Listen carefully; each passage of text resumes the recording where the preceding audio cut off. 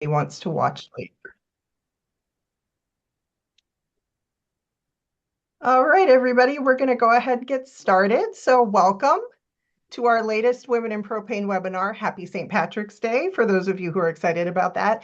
My name is Erin Shea. I work for Feral Gas, and I am Women in Propane's chair of webinars. So I am so excited to welcome you all to get today. We're going to preview this year's Southeast Propane Expo, which is in Nashville. And we have a really amazing panel of guests with us.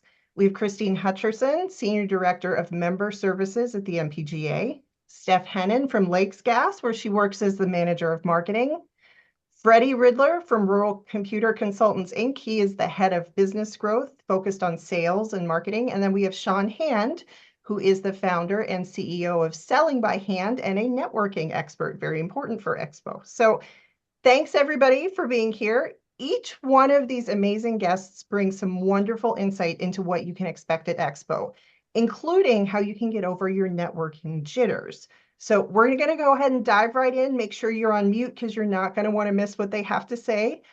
Christine, let's get started with you. You are our expert on the NPGA events at Expo. Can you share a couple details about this year's YPC and WIP reception? I will. I'm going to start with a quick overview of a couple of things, just so everybody kind of has the highlights that NPGA is offering this year. Saturday, we have our NPGF, which is our foundation golf tournament. I think Sean just mentioned that he's going to be playing. We have 2 spots left, so if anybody's still interested, hurry up and register. That runs during the day, and the proceeds benefit the foundation. Registration is open from noon to 4. Sunday, registration 7:30 to 5. We start education, and in the morning, we've got move-in. In the afternoon, we kind of kick things off for the show with the welcome. We've got Steve Kaminsky, who will give the NPGA address. We've got Tucker Perkins from PERC, who's going to give the PERC update. Our keynote speaker is Dr. Mary Kelly, who is an economist and business strategist who will be sharing some insight, I think, in a similar vein to Sean's about working the group, getting to know people, and how you can strategize at large meetings. Show floor opens at 4. We've got the welcome reception there, so there's open bars, there's some hors d'oeuvres. It's a chance for everybody to catch up, kind of see the lay of the land so they can plot their routes for the rest of the show. Monday's another early start. We've got the prayer breakfast in the morning with Jimmy Wayne, who is a former foster child and now a country music singer, and he's going to share his story, kind of a rags to riches thing, how he made that transition from the foster care system to becoming a country music musician. Registration is open from 7:30 to 4:30. Show floor opens at 10. And then, as you alluded to earlier, we've got the joint Women in Propane and Young Professionals Council reception and awards ceremony. So they used to have 2 separate events. It was kind of difficult for people to get to both of them. And they said, hey, we should put it all together. And the young professionals are also going to be awarding their 2026 Young Professional of the Year Award. So we're excited. That's our inaugural event for this. Tuesday is the last day of the show. It's only a half day to encourage people who, maybe went out and partied a little bit on the night before. We start at 9 o'clock, but we've got what we call the Propane Passport program, which is kind of like a bingo game. So you go to certain booths, you get a stamp, you can win a gift card. So it's kind of a nice way for people who maybe didn't get to all the far-flung booths on the floor to take that last spin around and then have a little gift card as a going away present. So that kind of covers everything from beginning to end. And as you mentioned before, it is St. Patrick's Day. And somebody said to me today that they call mashed potatoes Irish guacamole. So I'm never going to call them anything else. I Anyway, love it. That's thanks for amazing. having me. And please let me know if you have any questions about the program or registration or anything related to the NPGA aspect. Yeah, for sure. So tell me though, before you go, for you, what is one of the draws of having it back in Nashville this year? Okay, our members love it there. The numbers show us that they love it there. Charlotte's been very good, but Nashville, I think, is just it's just got fun tattooed into its DNA, really. And I think for a lot of our members too, it's fairly centrally located. When we went there the first time in 2016, the number of people that told us they drove was really interesting. So I think for a lot of folks, the accessibility of it is another big draw. It's easy to get to, it's easy to park, there's plenty of places to stay. So even some folks who may not stay in the room block will still come. And there's folks that say, yeah, we come up for the day. We buy an expo hall only ticket and come up for Monday and kind of just do it as a 1 day trip. So I think that the versatility of it is probably another draw for people. But our folks just love Nashville and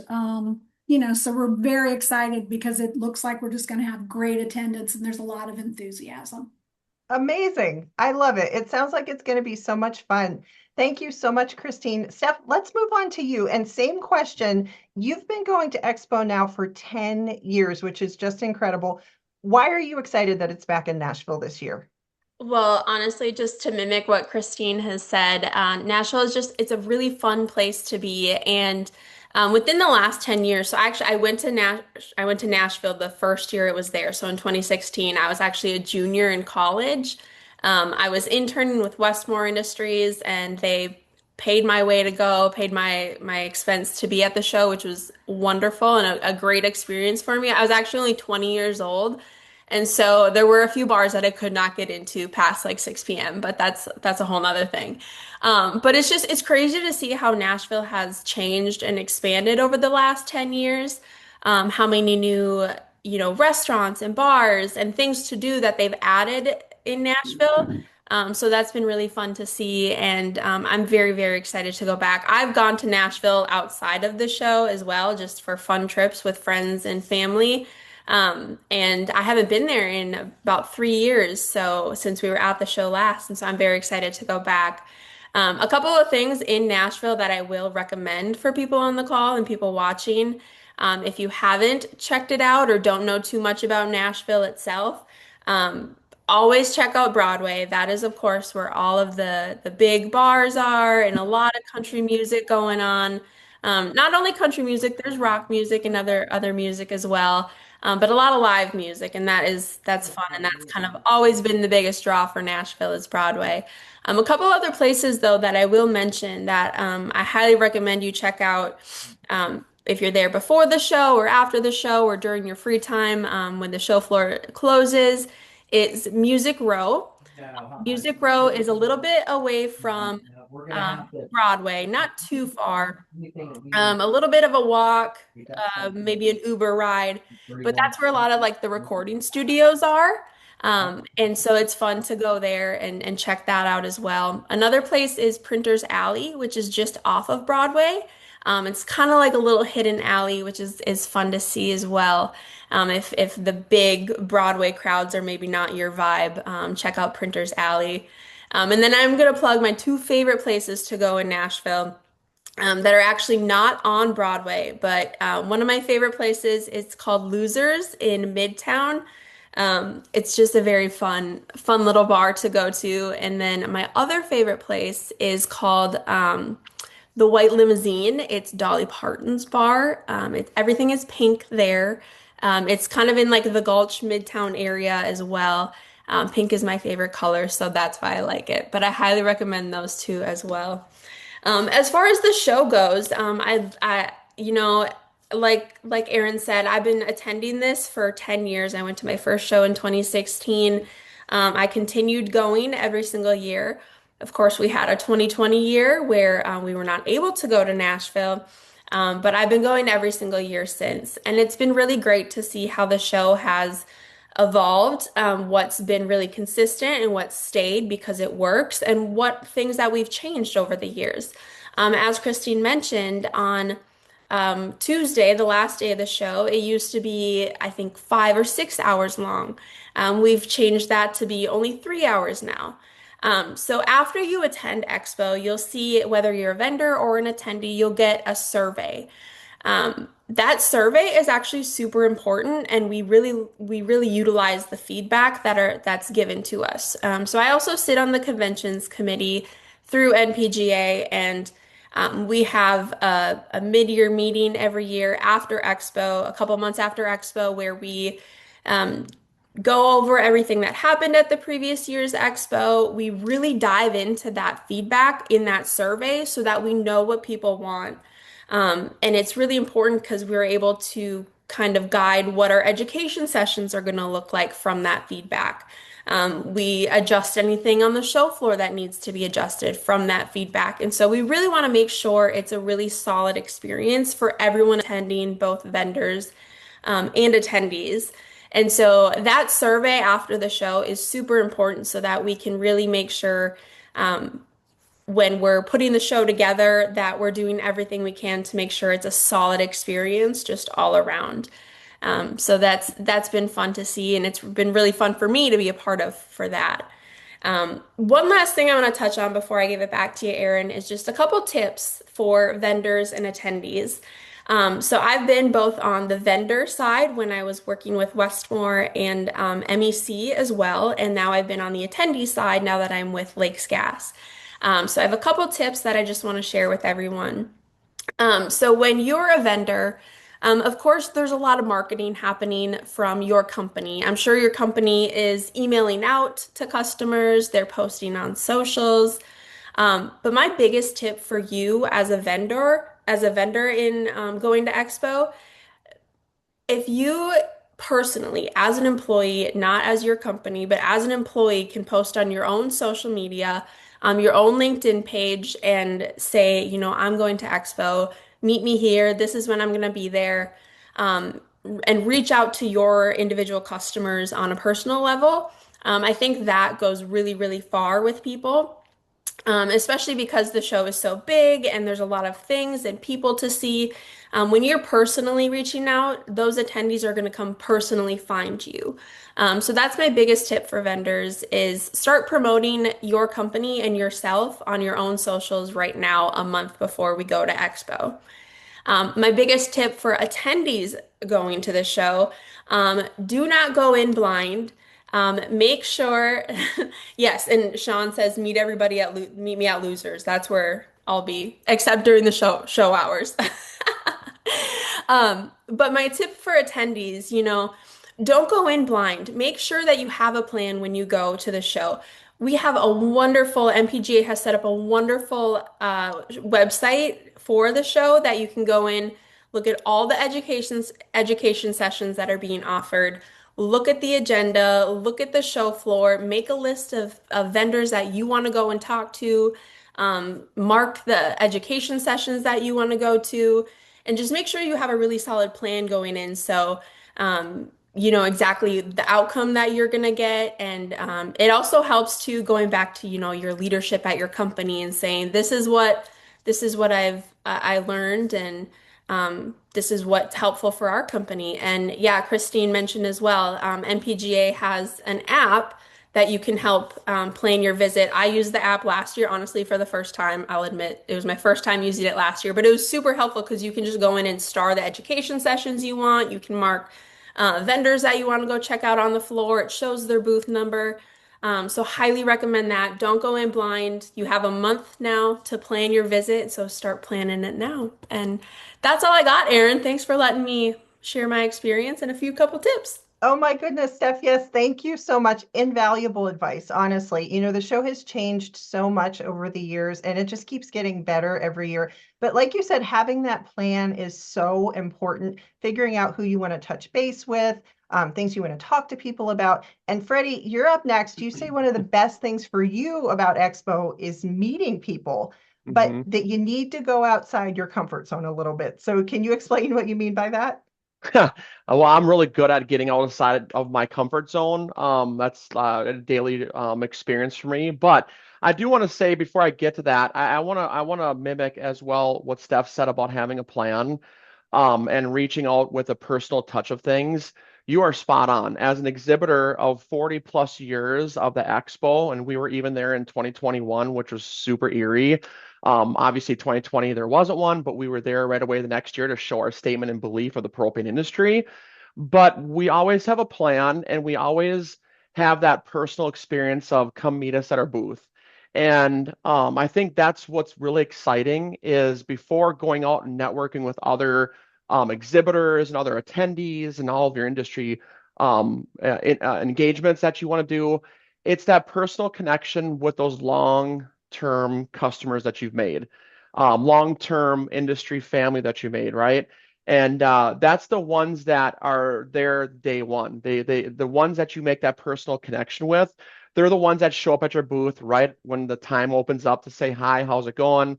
Smiles, handshakes, and it's such a family atmosphere. Some of the people you only see at Expo, so it's like summer camp again. You're like, yay, I'm going to summer camp to see my friends. They're the ones at the Expo, and that's the ones that really get me excited to go. But yes, networking, getting outside of your comfort zone, because let's face it, the Expo doesn't bring in 100 people. There's thousands and thousands that roll by your booth every single day. And it does take a little bit of getting outside your comfort zone to walk up to some stranger that you've never met before and say, hey, my name is Freddie. How are you doing? And I think when you do it that way versus come to our booth and show you how we can make your world a better place, right?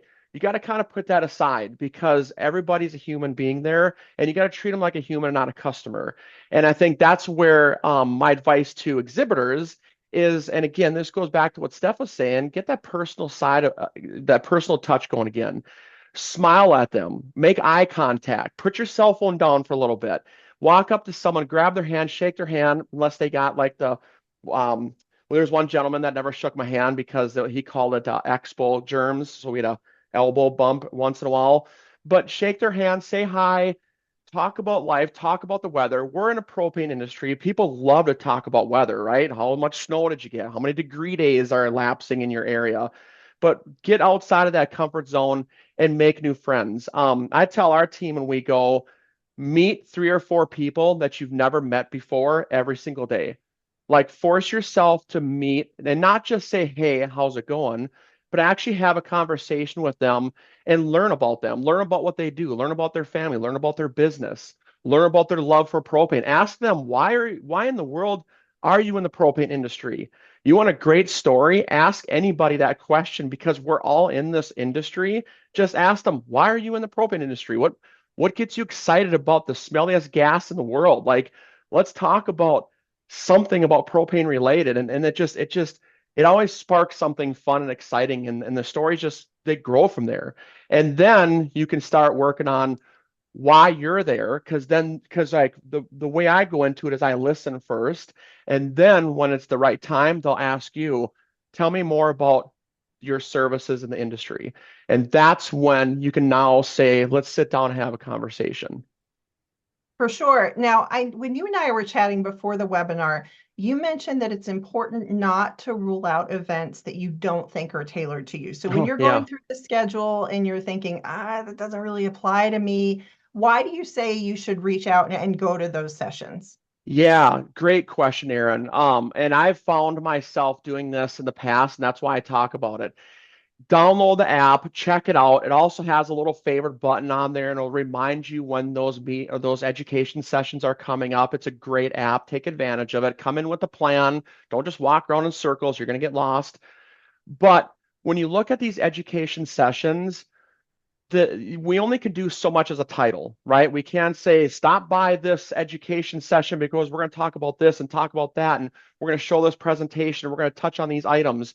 It's usually like a title that we're trying to capture people.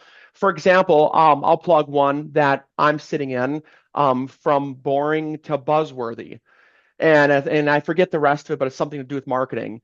And someone might say, you know what? We don't need we don't need to go to that. We're not marketers. So let's not go to that session because I feel like that's for somebody else. You're going to miss out on great stories. If you can make it to these, you're going to miss out on something fun.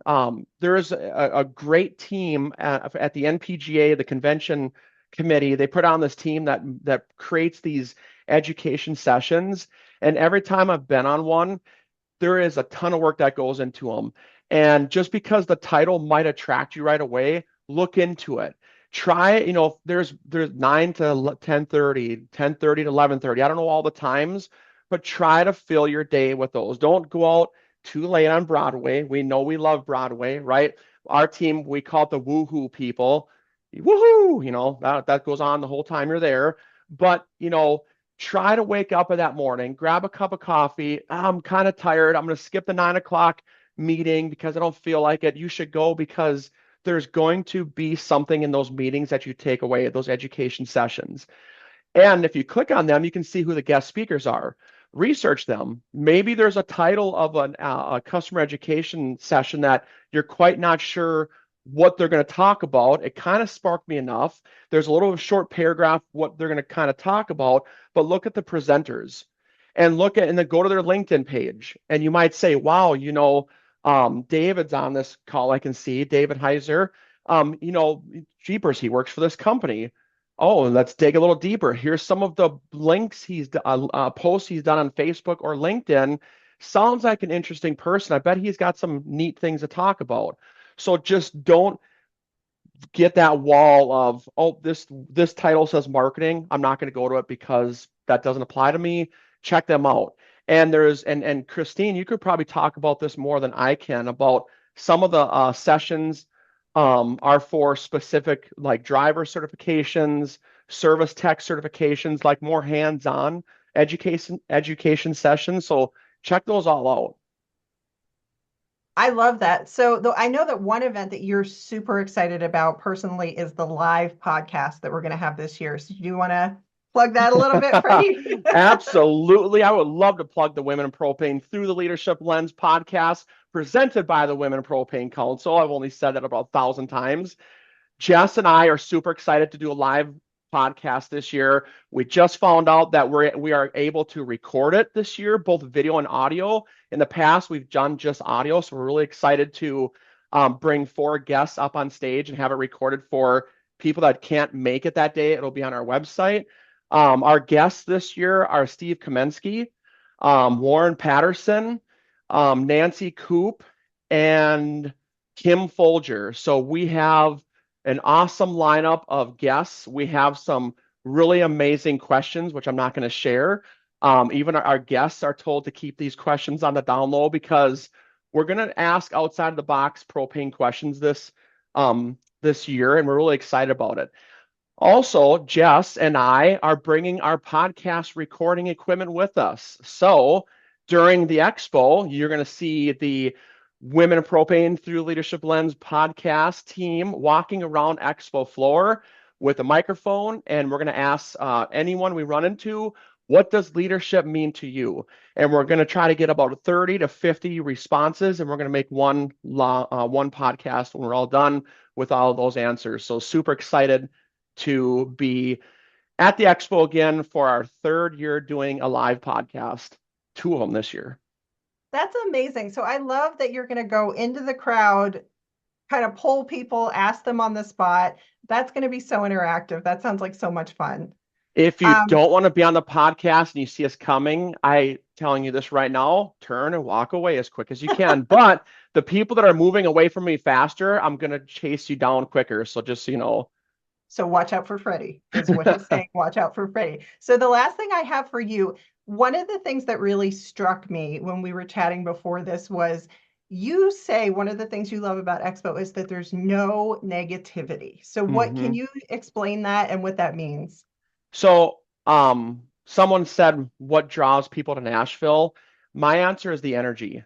That city has a ton of energy, and some good, most good, and some can be bad. Again, the Broadway can suck you in really quick. Be careful for Broadway. It's a lot of fun, and usually you don't know what time you're leaving that place. But the energy of Nashville is there. The live music, the crowd. You can tell that people really enjoy Nashville. But when you come to the expo, everyone is always so happy.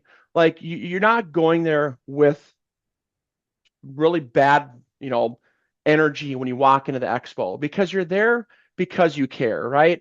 You walk in and you get to see lifelong friends. You get to see your industry family.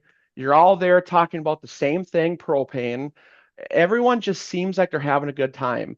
And it's so contagious because when you go home, you almost have a sense of like, wow, I'm just leaving the family vacation and tomorrow the real world kicks in. I got to go back to work. And it is. I've never attended an expo that I've said, wow, I just had a really negative feeling about it. Even 2021, which is really weird again, because there wasn't a lot of people there, we still had fun. We found 9 other vendors or exhibitors who had the mini putt putt because that was a big thing back then, and we made a 9-hole course, and we gave people a ticket, and they went around and putted and we go to RCC's booth, and they'd putt their hole, and they'd go to another one, and that's what you do. You find like anything that's negative, and you turn around and say, what can we make positive about this experience? And we did that in 2021. But this year, it's exciting. And like I said, it's when you walk in and the people and the sounds and everyone's conversing, it's just a great experience. It's anyone who has not gone to the NPGA Southeast Expo really need to. And I believe it's more than just for, the owners or whoever normally you send there, send your staff. It's like that little perk of working for a company that they send you to an expo once a year. I can tell just to talk to you, you are just exuding energy. And if the energy at Expo is 1/10 of what you are right now, Freddie, then we're up for a good year this year for sure. Yeah, I'm getting hot just talking right now, so I'm moving too much. Well, It take a is. breath, Yeah, take a it's breath. fun. It's exciting. I can't help it, and it radiates out of my body. So yeah. No, it's a good thing. Trust me, it's a good thing. So thank you, Freddie, so much. I'm going to move over to Sean now, our last guest today. He's actually our leadership forum speaker this year, which is so exciting. And as I mentioned, this self-proclaimed awkward networker. So what exactly do you mean by that, Sean? Well, first of all, Freddie, I'm a ham, so I'll be the one chasing you down just to get an extra microphone. You'd be like, all right, I already interviewed you, Sean. Please go do something else. And really quick, Steph, you and me might be best friends because I love the way that you started the first 3 minutes saying, here are like my favorite bars. All right, you got to hit this place. I'm like, all right, so me and Steph are going to be good friends. All right, cool. I'm really excited. I can't wait. We're talking about so many things that are going to be immediately applicable the second you leave that room. And one of the first things we're going to focus on, Freddie and others already touched on it a little bit, but I want to focus a lot on preparation. Preparation is so key to getting the most out of any networking function, much like the tons of networking you all will be doing in Nashville together. Real quick poll of the audience here. Raise your hand if you're a self-described introvert or maybe on the introverted side of the spectrum. Use the little icons, the little emojis. So we have just straight extroverts with their cameras off. Get out of here. Well, come Quite on. the group if we're all extroverts. I guess so. All right. Well, we'll touch on that too. That was going to be next. Well, regardless, maybe they're so introverted they don't want to use their emojis too. So that could be it too. But we're going to talk about preparation for everyone on the intro extrovert spectrum, as I call it, because I think there's a big stigma between introverts and extroverts. People think, oh, well, extroverts, they just love to talk and they're good at it. And the introverts are like, oh, this isn't for me. I don't like to have conversations with strangers. And I know, Whitney, I wasn't looking at you. I knew you were extrovert all the way. Everyone on that introvert extrovert spectrum has to prepare properly because a lot of us extroverts, I'll put myself in this category. It seems like it's all 23 of us. We feel like we don't need to prepare either for networking because why would I prepare, Aaron? Like, I love my own voice. All right. I'm going to tell like a ton of jokes. I'm going to make 1,000 friends. And then we don't prepare. And what do? We show up and we put our foot in our mouth, or we say something stupid that we wish we could have taken back, or we say something that we should have already known had we done the research, or more likely, we just talk too much and we forget to ask questions and actually learn about the other person. This happened to me. I actually wrote about it in my book. It's one of my favorite stories, but I showed up to an event. It was a women in construction event here in Philadelphia, where I'm from. And I showed up late and I was invited by a friend. I didn't see her yet. And the first person I walked up to, I said hello to her. And she said, hi, how are you? I said, I'm good. How are you doing? And I said, so what brings you to this? I don't know how I said it with like a, like what brings you to this? And she doesn't even respond. She just looks over at this huge board that I'm standing next to that says, please welcome tonight's honoree with her picture on it. So it was literally like her Lifetime Achievement Award. And I showed up and I'm like, so what brings you to this? Preparation would have gotten me out of that jam and many others. So we will focus a lot on my prep plan, how to make sure that we're prepared to get the most out of networking. Then we're going to talk a lot about how we facilitate networking, how we can even if we did go out, we were one of those woohoo people, Freddie, and we're feeling a little groggy and the coffee hasn't kicked in yet. How can we facilitate 15 minutes of impactful conversation without really having to use a whole lot of our energy? It's really good for the introverts who tend to deplete a lot of their energy meeting new people, and really good for the extroverts who maybe were out too late the night before. So we're going to talk about how to facilitate conversation, get the most out of that conversation. And then we'll ultimately end up talking about how to create those follow-ups. A lot of times what I see a lot of networkers do is they put all of this time and attention into the event itself. We have some great conversations. They walk away with their 6 business cards, and then those 6 business cards become rectangular coffee coasters on their desk for the next 3 months, right? What are we doing? Why did we put all of this time, talent, and investment into this event, into meeting people, into putting ourselves outside of our comfort zone, if we're not going to follow up on the people that we met with? Like, that was the whole idea. And so how do we make sure that we don't just turn these into flash in the pan events, but actually continue to build on those relationships so that we expand our network over time? Now, there is a phenomenon that I think a lot of us do. I'm an avid networker. It sounds like you all are as well, where we go out, we have a triggering event, like where we need to build business. We just started at a new company. We're looking to maybe switch to another company, whatever the trigger, we move to a new city, whatever the triggering event may be. And we go out and we start networking like crazy. And we meet all these people. And we go on our LinkedIn and we dust off all these dormant relationships over the last 5 years. And we're like, hey, Steph, it's great.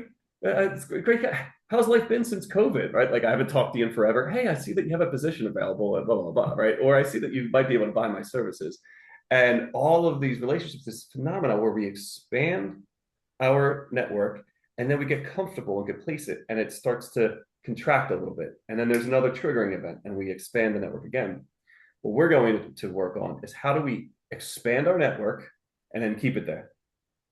And keep every relationship just as fresh as the day you met that person, and then expand it even further and keep it there, and not have that natural constricting or contracting phenomenon with our network. So not only just casting a wide net by facilitating really good conversation, having a good prep plan, but we're also going to focus on how do we continue to develop those relationships and strengthen them over time, and make sure that anyone in my phone, you could push text, you could say, hey, how's it going? And they're going to respond or call me and say, hey, Sean, how's it been?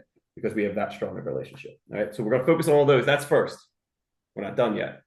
That's casting that wide net. That's the networking piece. I want to go a little bit deeper when we're together, because there's another element to this as well. And to illustrate this, I'll pose this as a question. Does anyone know what the value is, the value of a Turo Power TRX HD commercial 2-stage gas snowblower for someone in Miami? I would think there you go, nothing. Christine. She's doing it. Yeah, probably Yeah. nothing, right? They're in Miami. They're living the dream. They're probably sunburnt and having a great time. What's a snowblower to them? What's the value? It's zero. Is the snowblower valued at zero? Is it worthless, the snowblower itself? Of course not, right? It's probably in the $3,000-$4,000 range, but to that person in Miami, it's zero. Same thing as the value of a 4-ton tractor in Manhattan. You could do this all day. So I use this as an example to say, back when I was in business valuation for about 5 years, I would value plant, property, and equipment.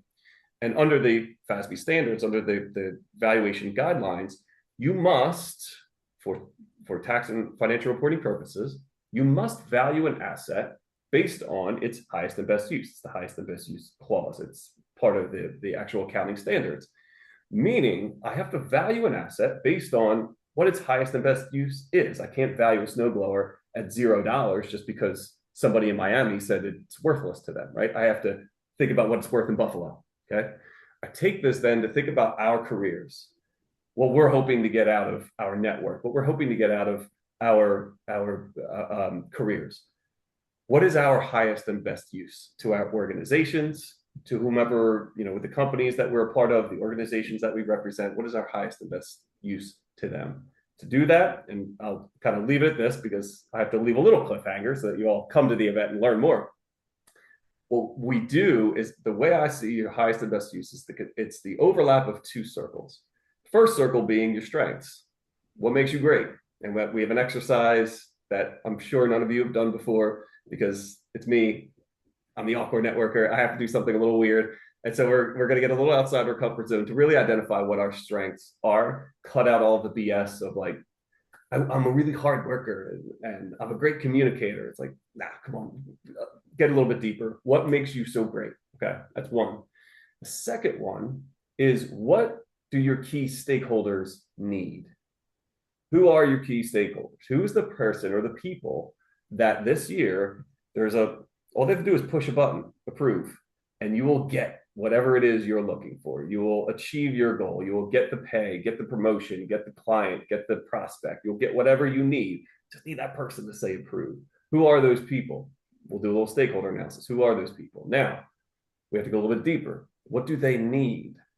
And this is where we get a little bit fun, and I'll kind of leave it at that. We need to better understand what our key stakeholders need, where those two things overlap.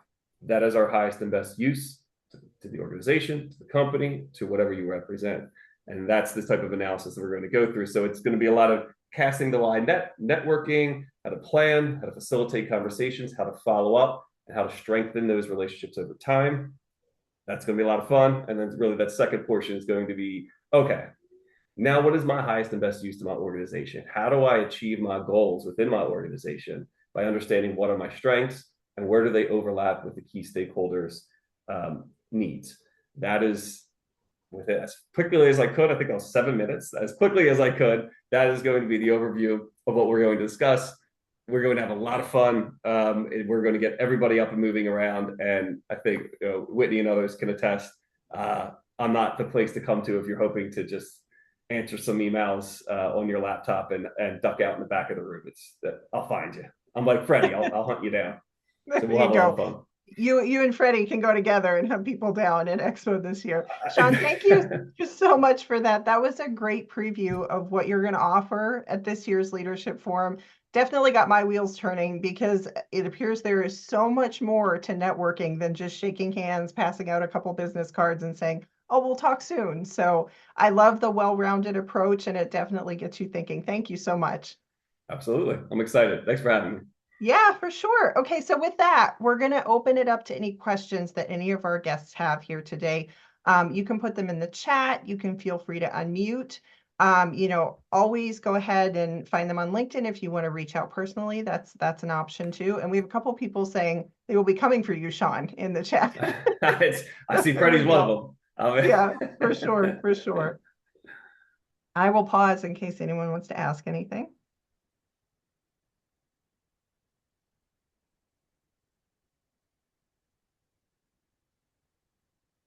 And if not, that's okay too. No worries at all. We stumped them, I guess. No worries. With that, if we don't have any questions, I'm going to go ahead and wrap things up. Thank you to everyone so much for joining us today. Big thank you to our amazing guests. I would also be remiss if I didn't thank my new teammate, Romy Munn. She helped put this webinar together too. You are amazing, and everybody else is too. I appreciate you so much. So there is still time to register and attend Expo if you'd like. You can find all that information online at npgaexpo.org. It's npgaexpo.org. And again, thank you so much for being here. I hope you have a great day and happy St. Patrick's Day. Bye. Thank you, Erin. Thanks, Erin. Thanks, everyone.